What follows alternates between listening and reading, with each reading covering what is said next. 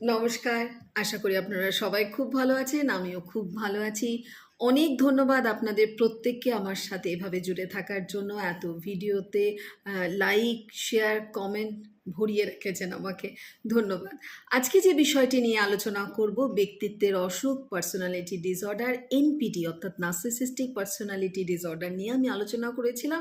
আমার ফেসবুক পেজে গিয়ে আপনারা দেখতে পারেন কেন কোন পার্সোনালিটিটা আমাদের অনেক বেশি আমরা দেখতে পাই, সেগুলো নিয়ে আমাদের অনেক বেশি কাজ করতে হয়।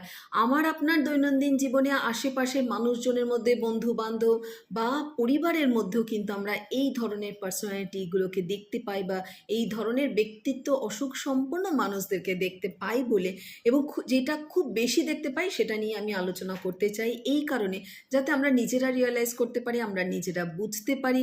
যেহেতু পার্সোনালিটি ডিসঅর্ডারের কোনো প্যাথোলজিক্যাল টেস্ট হয় না, তাই আমরা নিজেরাই কিন্তু এটা রিয়েলাইজ করতে পারবো, বুঝতে পারবো, এবং আমাদের কাছে যখন আসেন মানুষ তখন আমরা তো সেটা আইডেন্টিফাই করতে পারি, ক্যারেক্টারিস্টিক ধরে তাদেরকে সেই রকমভাবে কিন্তু পার্সোনালিটি ডিসঅর্ডার রয়েছে কিনা আমরা সেটা শনাক্ত করে থাকি। এবং অবশ্যই সাইকিয়াট্রিস্টের কাছে গেলে পরে তারা তো আমাদের কাছে পাঠিয়েই দেন বিভিন্ন থেরাপির জন্য, যার জন্য আমার মনে হয় যে আমার আলোচনাটাও কিন্তু সেই প্রসঙ্গে আসে।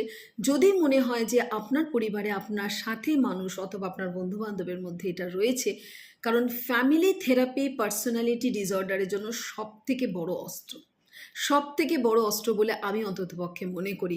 মেডিকেশন তো আছেই, তারপরে মেডিকেশন একটা সময় অবধি চলবে, কিছু সময় অবধি, তারপরেই কিন্তু কাউন্সেলিং এবং ফ্যামিলি কাউন্সেলিং বা ফ্যামিলি থেরাপি করা হয়।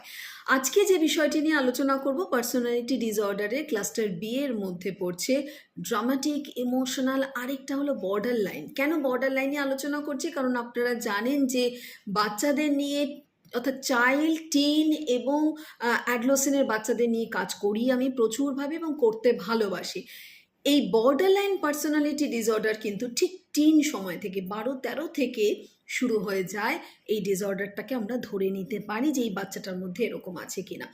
এমনিতেই টিনেজ পিরিয়ডে কিন্তু কি থাকে, ভালো খারাপের মাঝখানে যে আরেকটা বিষয় থাকে, ভালো এবং খারাপের মাঝামাঝি বিষয়, এই মাঝামাঝিটাকে কিন্তু বর্ডার লাইন পার্সোনালিটি ডিসঅর্ডাররা ক্যাচ করতে পারে না।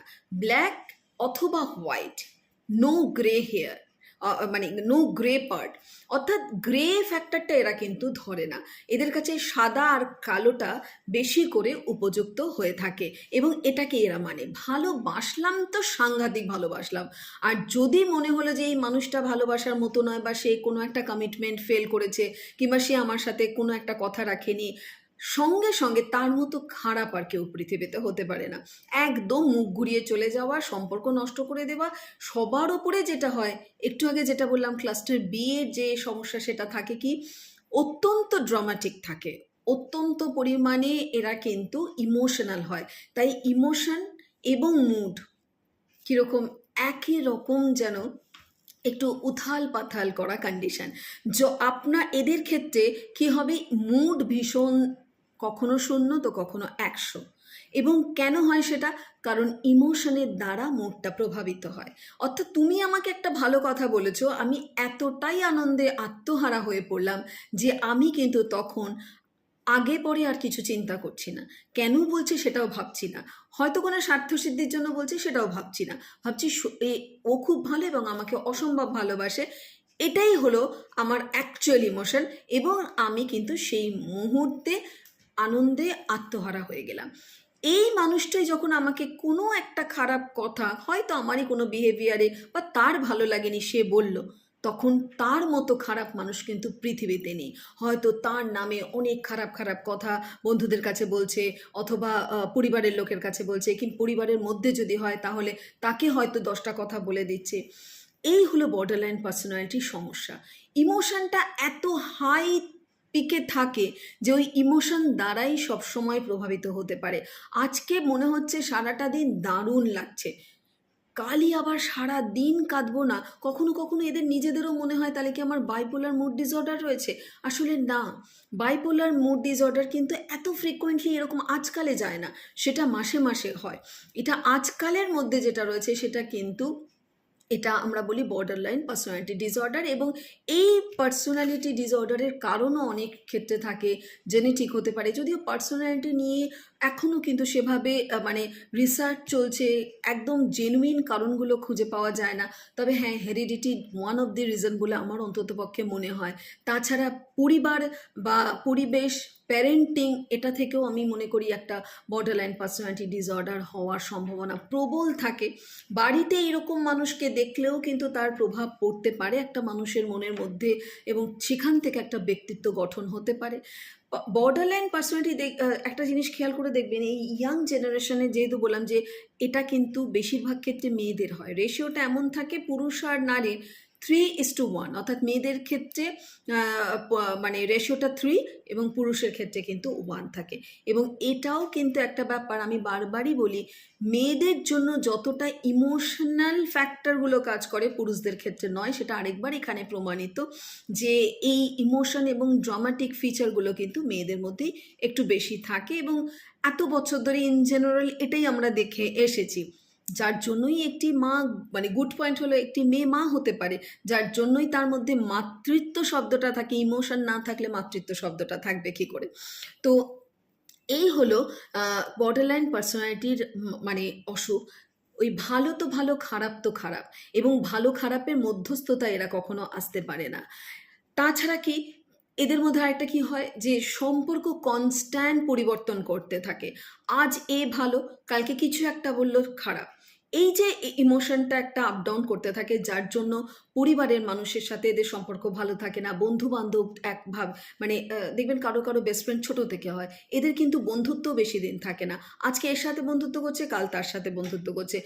কালকে যদি এই বন্ধু ভালো কথা বললো তো তার সাথে মোটামুটি কাটিয়ে দিল অনেক দিন, যেই খারাপ কথা বললো তার মুখ দেখা বন্ধ হয়ে গেল, তাকে নিয়ে অনেক বাজে কথা হয়তো বাকিদেরকে বলে দিতে মানে বলে দিল। অনেক বেশি নিজের মনের মধ্যে ওভার থিঙ্কিংয়ের শিকার তো হয়, অনেক বেশি নিজের মনের মধ্যে একটা ড্রামাটিক্যাল সিচুয়েশন তৈরি করে নিয়ে সে কিন্তু তার দ্বারা প্রভাবিত হয়ে নিজের জীবনকে অতিবাহিত করে, যার জন্য এদের মুড আনস্টেবল থাকে। অর্থাৎ আমরা বলি এটা আনস্টেবল একটা মেন্টাল কন্ডিশনের মধ্যে বর্ডারলাইন পার্সোনালিটি ডিসঅর্ডার অলওয়েজ কাজ করে। এবার ধরুন আজকে আমার মনটা খারাপ কোনো কারণে, এবং সেটার হয়তো কোনো কারণ রয়েছে, কালকে মনটা ঠিক হয়ে গেল, আমি কি সঙ্গে সঙ্গে নিজেকে বিপিডি বলবো? না, বলবো না। আমি নিজেকে দিয়ে উদাহরণ দিয়ে বললাম, এটা আপনাদের ক্ষেত্রে তাই বলবো না, কারণ একটা পার্সোনালিটি ট্রেট দেখা যাচ্ছে, এটাকে আমরা পার্সোনালিটি ডিসঅর্ডার বলবো না। একটা তার মধ্যে থেকে একটা হয়তো আমার কাছে কোনোভাবে আছে সেই ক্যারেক্টারিস্টিক, কিন্তু এটা নয় যে আমি ওই ব্যক্তিত্বের অসুখের পর্যায়ে পড়ে যাচ্ছে। তাই কারোর মন খারাপ হলেই কিন্তু এটা কখনো বলা ঠিক হবে না যে তোমার বিপিডি আছে বা তোমার এনপিডি রয়েছে, নট দ্যাট।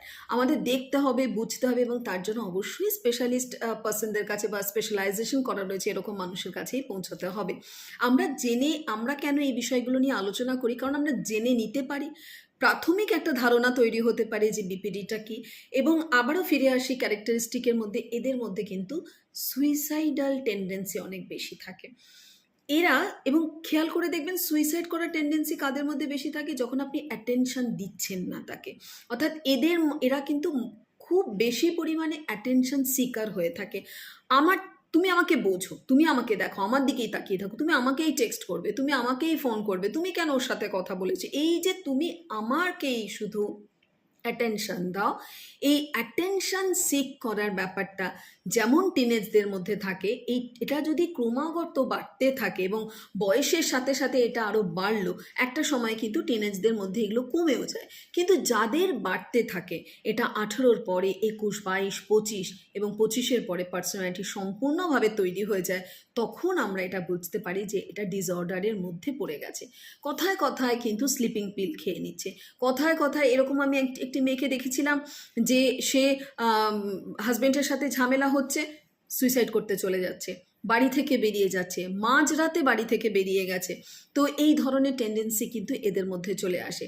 আবার একটি ছেলেকে দেখেছিলাম যে প্রত্যেক দিন রাত্রিবেলা আকণ্ঠ মদ সে পান করতো, তারপরে মানে রাত যত বাড়তো বাবা মাকে মারধর করতো, এবং সকালে উঠে কিন্তু কান্নাকাটি করতো ছেলেটি।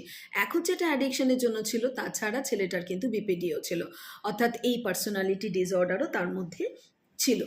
তো তো এই বিষয়গুলো আমাদেরকে বুঝতে হয়। অ্যাডিকশানের কথা এই প্রসঙ্গে এলো, দেখুন অ্যাডিক্টেড হয়ে যায় এরা। ওই যে ভালো ফেজটা, অ্যাডিকশান করার পর আমাদের যে সাময়িক ভালো ফেজটা থাকে, এই ভালো ফেজটাকে তারা খুব এনজয় করতে চায়, যার জন্য তারা কি করে, ওই অ্যাডিকশানের মধ্যে জড়িয়ে পড়ে। নানান ধরনের অ্যাডিকশান কিন্তু বিপিডির ছেলে মেয়েদের মধ্যে দেখা যায়, বিশেষত মেয়েদের মধ্যে আরও বেশি পরিমাণে দেখা যায়। আমি এক্ষুনি বললাম মেয়েদের মধ্যে এটা বেশি কিন্তু হয়ে থাকে। এর পরের সিমটমটা কি, যে এরা আরেকটা ব্যাপার থাকে সব থেকে ইম্পর্টেন্ট, সেটা হলো ওই যে ওভার ড্রামাটিক একটা ফ্যাক্টর থাকে। তো এদের সবসময় মনে হয় যে আমার দ্বারা কিছু হবে না, ও আমায় দেখছে না মানে আমার দ্বারা কিছু হবে না, বা আমার মা বা আমার বাবা আমার ভাই বোনকে দেখছে, আমাকে দেখছে না মানে আমার দ্বারা কিছু হবে না। অল টাইম একটা একটা এমটি ফিলিং এদের মধ্যে কাজ করে। অন্তঃশ্বাস শূন্য একজন মানুষ হিসেবে নিজেকে এরা ভাবে বা দেখতে শেখে, যার জন্য কিন্তু এদের সবসময় মনে হয় যে আমি কিছু করতে পারবো না, অতএব আমি সুইসাইড করি। এবং সেটা, এই সুইসাইড করার টেন্ডেন্সিটাও কিন্তু খানিকটা অ্যাটেনশনকে ক্রিয়েট করার জন্য বা অ্যাটেনশনকে নেওয়ার জন্য। আরেকটা কি, ওই যে বললাম যেহেতু আনস্টেবল মেন্টাল কন্ডিশন থাকে, পড়াশোনাতে মন দিতে পারে না, চাকরি বাকরির ক্ষেত্রে এরা ভালো করে মন দিতে পারে না, সম্পর্ক এদের খুব খারাপ দিকে চলে যায় প্রতিদিন। আজকে এর সাথে, কালকে ওর সাথে, পরশুদিন এ ভালো, তরশুদিন বি ভালো, এই ধরনের একটা ফ্ল্যাকচুয়েট মেন্টাল কন্ডিশনের মধ্যে থাকে। এবং যেহেতু আমরা প্রত্যেকে এটা ফিল করতে পারি যে এই ধরনের মেন্টাল কন্ডিশন ঠিক নয়, তাই এইগুলো যখন সে নিজে করছে তখন বুঝতে পারছে এটা সে ঠিক করছে না, আবার কিন্তু মন খারাপের একটা বৃষবৃত্তের মধ্যে সে ঢুকে পড়ে। তখনই মনে হয় ও আচ্ছা, এই সম্পর্কটাও ঠিক থাকলো না, তাহলে নিশ্চয়ই আমার মধ্যে এত গন্ডগোল রয়েছে যে আমি সম্পর্কটাকে এগিয়ে নিতে পারি না, সব সম্পর্ক আমার কেটে যায়। এই ভেবেই কিন্তু সে কিছুদিন ডিপ্রেশনে চলে গেল। আবার যখন বেরিয়ে এলো আবার একটা নতুন সম্পর্ক, এবং সেই সম্পর্কেও একেবারে কামাসে কামাত্তাক করে ফেললো। কিন্তু তারপরেই হয়তো সেই ছেলেটির বা সেই মেয়েটির মধ্যে একটু প্রবলেম দেখা দিল, বা হতেই পারে একটা সম্পর্কের মধ্যে নানান টানাপোড়েন থাকে, ওঠাপড়া থাকে, সেই পড়াটাকে কিন্তু সে আর মেনে নিতে পারছে না। ওভার ড্রামাটিক সিচুয়েশনগুলো, মানে ওভার ড্রামাটিক হয় বলেই কিন্তু এটা আমরা ক্লাস্টার বি এর মধ্যে বিপিডিকে রাখা হয়। যেমনভাবে এনপিডিকেও রাখা হয়, এবং অ্যান্টি সোশ্যাল পার্সোনালিটি, হিস্টেরিয়নিক পার্সোনালিটি, এইগুলোকেও কিন্তু এই ড্রামাটিক বা ক্লাস্টার বি এর মধ্যেই রাখা হয়। তো বিপিডি বা পার্সোনালিটি ডিসঅর্ডার কিন্তু যদি আমরা সারিয়ে তোলার কথা বলি, হ্যাঁ এটা সারিয়ে তোলা যায়, খুব ভালোভাবে সারিয়ে তোলা যায়। এবং ইনসাইড যেহেতু থাকে, যেহেতু এর মধ্যে সাইকেটিক মানে নিউরোটিক ফিচার যেমন থাকে, আবার সাইকোটিক ফিচারও অনেক থাকে। কিন্তু সবথেকে মজার বিষয় হচ্ছে বর্ডার লাইন এই কারণে বলা হয় যে এদের কিন্তু আবার ওই ইনসাইডটাও থাকে, ভালো আর খারাপের মাঝামাঝিতে এরা দাঁড়িয়ে থাকে। যদিও নির্বাচন করতে পারে না, কিন্তু মধ্যস্থতা এরা যেতে পারে না, কিন্তু ওই সাইকোটিক আর নিউরোটিক ফিচারের মাঝামাঝি থাকে বলেই কিন্তু এটাকে বর্ডার লাইন পার্সোনালিটি ডিসঅর্ডার বলা হয়। এবং এটার জন্য এই যে একটু আগে আমি বলছিলাম মেডিসিন আছে, প্রথম দিকে হয়তো একটু মেডিসিন দিয়ে কন্ট্রোল করা যায়, তারপরে পুরোটাই কিন্তু কাউন্সেলিং প্রসেস, পুরোটাই কিন্তু ফ্যামিলি থেরাপি। সেক্ষেত্রে তার বয়ফ্রেন্ড থাকলে তার বয়ফ্রেন্ডকে, বা গার্লফ্রেন্ড থাকলে গার্লফ্রেন্ডকে, বাবা মাকে, বাড়িতে যিনি থাকেন তার সাথে, বন্ধু বান্ধব অনেকের সাথে আমাদের কথা বলতে হয়, ফ্যামিলি থেরাপি করতে হয়। এবং এটাতে যথেষ্ট গুড প্রগনোসিস থাকে, যথেষ্ট গুড প্রগনোসিস থাকে। আমরা কিন্তু ভালো এটার মানে বলতে পারি যে এটার একটা ভালো সাড়া পাওয়া যায়।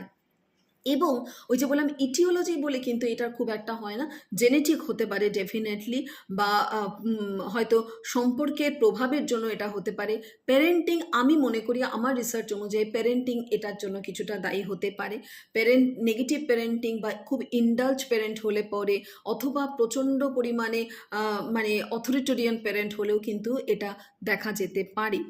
যদি সেক্ষেত্রে বাবা মার অত্যন্ত হ্রাস থাকে সন্তানের হাতে, তাহলেও কিন্তু এই বিপিডি হওয়ার চান্সেস থাকে। এবং আমরা ভালো রকম প্রোগ্রেস দিতে পারি পেশেন্টকে, এটা আমরা বলতে পারি। থেরাপি দারুণ কাজ করে, কাউন্সেলিং দারুণ কাজ করে। অবশ্যই তার জন্য কিন্তু যিনি আসছেন তাকেও এটা মানতে হবে, বুঝতে হবে, এবং তার এই ডিজিজটার সম্পর্কে তাকে অ্যাওয়ার হতে হবে। এবং সমস্যা কি হয়, এক্ষেত্রে যদি আপনি ট্রিটমেন্ট না করেন তাহলে আপনার কর্মের জায়গা অত্যন্ত হ্যাম্পার করবে। আপনার রিলেশন একটার পর একটা নষ্ট হবে এবং তার দায় নিজেকে করতে করতে একটা গিল্ট ফিলিংয়ে আপনি চলে যাবেন, একটা ডিপ্রেশনের শিকার হয়ে যেতে পারেন, মারাত্মক অ্যাংজাইটি ওভার থিঙ্কিংয়ের শিকার হয়ে যায়। তাই যাদের মনে হচ্ছে যে এই ধরনের হয়তো পার্সোনালিটিটা আমার রয়েছে বা এই ডিসঅর্ডারের মধ্যে রয়েছি, তারা কিন্তু অহেতুক সময় নষ্ট না করে সুন্দরভাবে একটা প্রফেশনাল মানুষের কাছে পৌঁছন এবং সেখান থেকে তারা যা বলবেন সেই অ্যাডভাইসকে নিয়ে নিজের জীবনকে সুন্দর করে তুলুন। পার্সোনালিটি সুন্দর হবে, সেটা রোগ হবে কেন? যেটা আপনার জীবনযাত্রাকে ব্যাহত করছে তাহলে সেটা নিয়ে আমাদের কিন্তু ভাবতে হবে। এখনও এই সময় দাঁড়িয়েও কিন্তু পার্সোনালিটি ডিসঅর্ডারকে অনেকেই গুরুত্ব দেয় না, বাড়ির মানুষরাও কিন্তু গুরুত্ব দেয় না। আপনার সন্তান আজকে কাঁদছে কালকে ভালো মানে হাসছে মানে এটা নয় যে তার পার্সোনালিটি ডিসঅর্ডার রয়েছে। এটার অন্য কারণও হতে পারে, এটার পরিবেশে দায়ী হতে পারে, পড়াশোনাও হতে পারে। কিন্তু যদি এই যে ফিচারগুলো বললাম, সুইসাইড করার টেন্ডেন্সি, এমটিনেস, অর্থাৎ ভেতরে একদম মনে হয় আমি কিছুই করতে পারবো না, মানে অ্যাটেনশন সিকার, মারাত্মকভাবে অ্যাটেনশন সিক করতে চায়, কথায় কথায় আজ প্রচুর কাঁদছে কালকে আবার হেসে ফেলছে, এত হাসছে যে বোঝাই যাচ্ছে না আগের দিন এরকম ঘটনা ঘটেছে, অর্থাৎ ইমোশনাল ফ্ল্যাকচুয়েটিং এত বেশি। এই অনেকগুলো যদি ক্যারেক্টারিস্টিক আপনি ফেস করেন তবেই বুঝতে পারবেন যে আপনার চেনা মানুষটি কিন্তু বিপিটির শিকার হয়েছেন। অবশ্যই ট্রিটমেন্ট করলে, কাউন্সেলিং করলে, থেরাপি করলে, psychotherapy one of the best therapy এই ক্ষেত্রে। অবশ্যই ভালো থাকার জন্য আমার এই ভিডিওগুলো, এবং এটা নিয়ে আমি এই পার্সোনালিটি ডিসঅর্ডার নিয়ে আবারও নেক্সট দিন আসবো, আলোচনা করব। ক্লাস্টার বি যেহেতু ধরেছে আমি ক্লাস্টার বি নিয়ে আলোচনা করব, তারপরে এ এবং সি এই বিষয়ে আলোচনা করব, যাতে আমরা বুঝতে পারি যে কোনো ব্যক্তিত্বের অসুখ আমার চেনা মানুষটিকে তার জীবনের কাছ থেকে তার আনন্দটা ছিনিয়ে নিচ্ছে না তো। এটার জন্যই আমাদের আলোচনাটা করা দরকার। আজকের মতো এই অবধি। আশা করি আপনাদের খুব প্রয়োজন হবে এই ভিডিওটা। সবাই খুব ভালো থাকুন, সকলকে ভালো রাখুন।